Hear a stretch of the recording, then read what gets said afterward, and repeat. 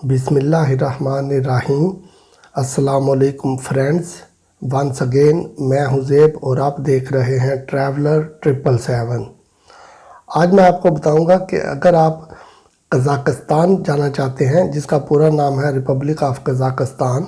अगर आप कज़ाकिस्तान जाना चाहते हैं तो कज़ाकिस्तान जाने के लिए आपको वीज़ा की रिक्वायरमेंट है और उसके लिए कौन कौन से डॉक्यूमेंट आपको चाहिए और आप इसका वीज़ा कहां पर अप्लाई कर सकते हैं।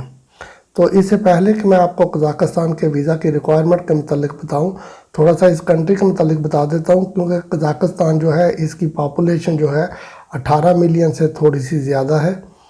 18 मिलियन से थोड़ी सी ज़्यादा इसकी पॉपुलेशन है और कज़ाकिस्तान जो है वो अपने बॉर्डर शेयर करता है बेसिकली रशिया के साथ, चाइना के साथ, किर्गिज़िस्तान के साथ और उज़्बेकिस्तान के साथ।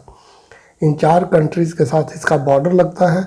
और जब यहाँ पर विंटर होता है तो विंटर में यहाँ पर बहुत ज़्यादा हैवी स्नो होती है।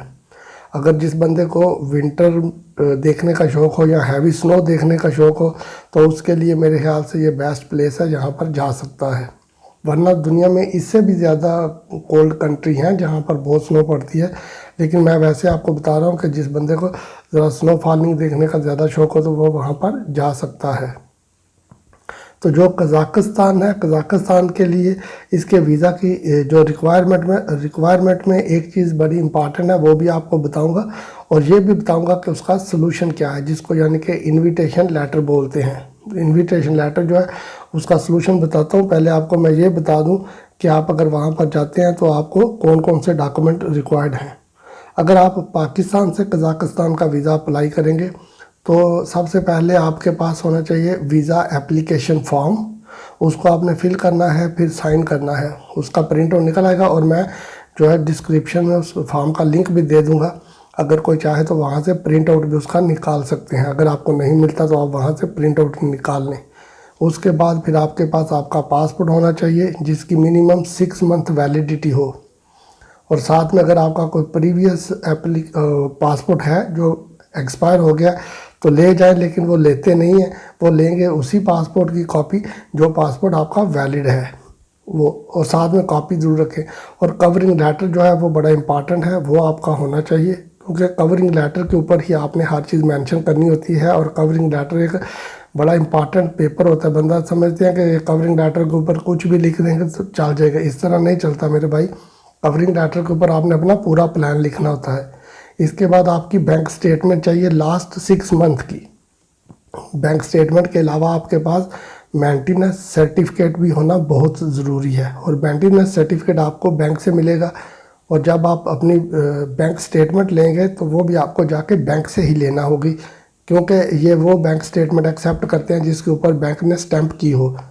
अगर आप ऑनलाइन निकाल लेंगे तो ऑनलाइन निकल तो आएगी बैंक स्टेटमेंट, लेकिन ये एक्सेप्ट नहीं करेंगे तो फिर आपको चक्कर लग जाएगा। तो इतने चक्कर से बचने के लिए बेहतर है आप बैंक में जाएं, बैंक वालों से रिक्वेस्ट करेंगे, आपको बैंक स्टेटमेंट दे देंगे, आपका राइट है। और साथ में मेंटेनेंस सर्टिफिकेट भी बैंक से मांग ले तो वो भी आपको मिल जाएगा।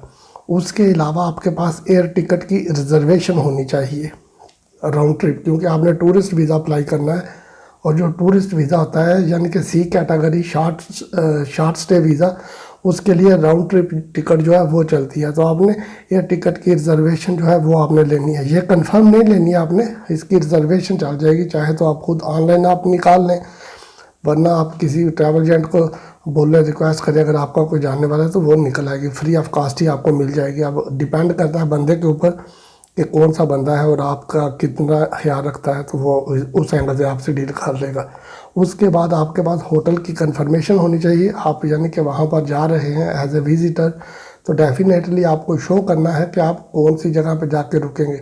वो चाहे होटल हो या हॉस्टल हो या मोटल हो या एयरबीएनबी हो या रेंट रूम, कुछ भी आपने बुक किया हो, उसकी कंफर्मेशन होनी चाहिए आपके पास। वो आपने साथ में लेके जाना है, उनको बताना है कि मैं यहाँ पर रह रहा हूँ। उसके अलावा आपके पास मेडिकल इंश्योरेंस आपने लेनी है, और जो मेडिकल इंश्योरेंस कज़ाकिस्तान के लिए लेनी है वो 20,000 US डॉलर को कवर करती हो। ये 20,000 डॉलर्स की आती नहीं है, लेकिन 20,000 जो US डॉलर है उसको कवर करती है, उसकी कवरिंग हो इस इंश्योरेंस में। उसके बाद आपके पास पासपोर्ट साइज पिक्चर होनी चाहिए वाइट बैकग्राउंड वाली। फिर साथ में आपके पास जो पोलियो वैक्सीनेशन का सर्टिफिकेट होता है उसकी कॉपी भी आपने साथ लगानी है। ओरिजिनल आप साथ लेके चले जाएं वो देख लेंगे, लेकिन पोलियो वैक्सीनेशन की कॉपी जो है वो लगनी है साथ में।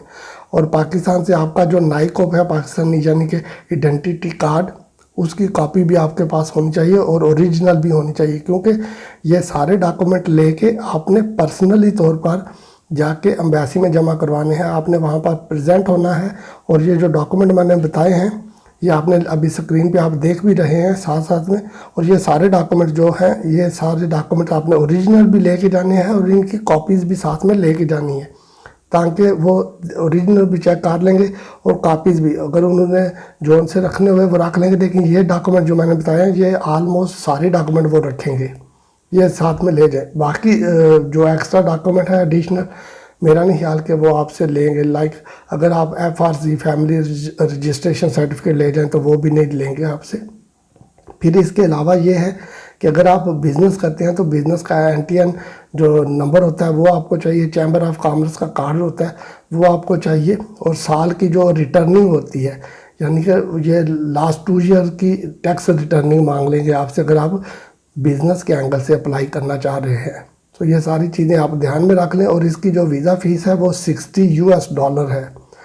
तो ये आप जब वहाँ पे जाएंगे तो वो फिर आपको बताएंगे कि आपने कहाँ पर जाके कौन से बैंक में जाके आपने फ़ीस जमा करवानी है। और इसका एक और भी आपको बता दूं कि जब आप फ़ीस जमा करवाने के लिए जाएंगे तो वो $में ही जो है ना फ़ीस चार्ज करेंगे, ठीक है। तो इसलिए आपको इन सारी बातों का ध्यान रखना चाहिए और आपको पता होना चाहिए कि अगर आप कज़ाकिस्तान जा रहे हैं वीज़े के लिए और कज़ाकिस्तान के एम्बेसी में जा रहे हैं तो आपको ये सारी बातों का ख्याल होना चाहिए कि ये आप कैसे कर लेंगे। और सबसे जो इम्पॉर्टेंट डॉक्यूमेंट है कज़ाकिस्तान के लिए वो है इन्विटेशन लेटर, वो आपके पास ज़रूर होना चाहिए, क्योंकि इन्विटेशन लेटर जो है उसके बगैर ये नहीं लेंगे। और इन्विटेशन लेटर के ऊपर मैंने ऑलरेडी एक वीडियो भी बनाई हुई है, उसका लिंक जो है वो भी मैं डिस्क्रिप्शन में दे दूँगा, ताकि आप वहाँ पर जाकर वो चेक कर लें कि आप जो है इन्विटेशन लेटर कैसे ले सकते हैं। और इसके अलावा ये है कि आप गूगल पे भी सर्च करके जो वहाँ पर ट्रैवल एजेंसीज हैं उनसे कांटेक्ट कर लें, तो वो थोड़े से चार्जेस लेंगे आपसे, पता नहीं $50 या $100 इस तरह के कुछ चार्जेस होते हैं वो लेंगे। वो आपको जो है वो आपको इन्विटेशन लेटर जो है वो इशू कर देंगे। चाहे तो आप जो मैंने वीडियो बनाई है आप वहाँ से चेक कर लें आपने कैसे लेना है, नहीं तो डायरेक्ट आप गूगल में सर्च करके भी आप इन्विटेशन लेटर ले सकते हैं। तो ये बेसिकली ये सारी रिक्वायरमेंट थी जो मैंने आपको बताई हैं। तो अगर आप अप्लाई करेंगे तो मेरा नहीं ख्याल कि आप किसी एंगल से भी डिले कर दें। ये बेसिकली जो इनकी वेबसाइट पे इन्होंने लिखा हुआ है वो 5 वर्किंग डेज़ है, लेकिन आप ऐसा करें कि आप 2 वीक का टाइम ज़हन में रखें कि एक दफ़ा ये होता है कि थोड़ा सा डिले भी हो जाता है। तो उम्मीद है कि 2 वीक के अंदर अंदर आपसे वो कांटेक्ट कर लेंगे, आप अपना पासपोर्ट कलेक्ट करेंगे तो मैं उम्मीद करता हूँ कि आपको वीज़ा लगा हुआ मिलेगा। तो बाकी ये है कि आप इंजॉय करें अपने ट्रिप को। तो मैं उम्मीद करता हूँ कि ये वीडियो आपके लिए एक मुस्बत साबित होगी, और अगर आपके लिए ये वीडियो अच्छी साबित हुई है तो हमारे चैनल को प्लीज़ सब्सक्राइब कीजिएगा और साथ में बने बेल आइकन को भी प्रेस कर दीजिएगा। वीडियो को लाइक और शेयर कीजिएगा। फिर मिलेंगे किसी नई वीडियो में किसी नई अपडेट के साथ। स्टे ट्यून, टेक केयर, अल्लाह हाफिज़।